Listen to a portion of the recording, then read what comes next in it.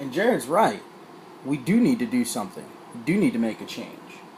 We need to be more effective with how we interact with social media.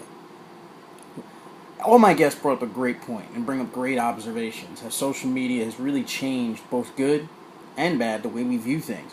I mean, players are now more in the limelight. They're able to promote products. Companies recognize that. I mean, we've got Logan Morrison earlier in the story, how he's representing 22 Fresh.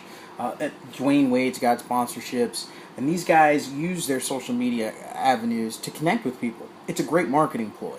But we've also seen the downside, the negative. We've seen players basically lose their scholarships, lose their careers for actions on and off the field that are recorded on social media. We need to learn more about this as this business grows. And obviously, we're still in the beginning stages, but the pros totally outweigh the cons, especially as athletes. As an athlete, you've got to look at it as a great way to market yourself. Earlier on in the discussion, Brant brought up a great point. It's given people an avenue. It's a face. A lot of these sports, it's hard to recognize players. They're either wearing hats and helmets, or they're so far away you can't really see them. But once they get on social media and once they get on Facebook, YouTube, Twitter, you're able to recognize who that player is, what their talents are, and what they bring to the table. And that's the best part about social media, is it allows players to remove their helmets. It allows them to connect with the fans. It allows them to become somebody. Not just a player on the field, not just a millionaire, not just the guy who's scoring touchdowns and hitting home runs. Now, this is a regular person who's got a family, he's got friends, he's got community that he likes to interact with.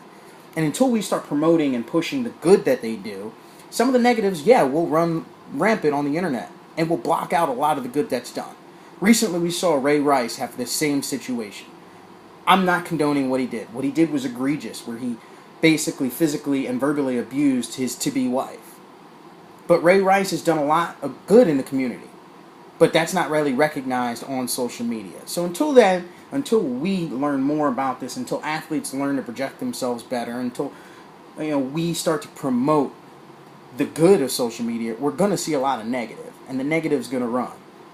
But after evaluating this story and evaluating social media and its effect it's had on sports, I'm here to clearly state, and I firmly believe that social media has been excellent for sports, excellent for athletes, and it can only continue to get better, especially when PR firms and industries and athletes become more accustomed to the connections they have with players.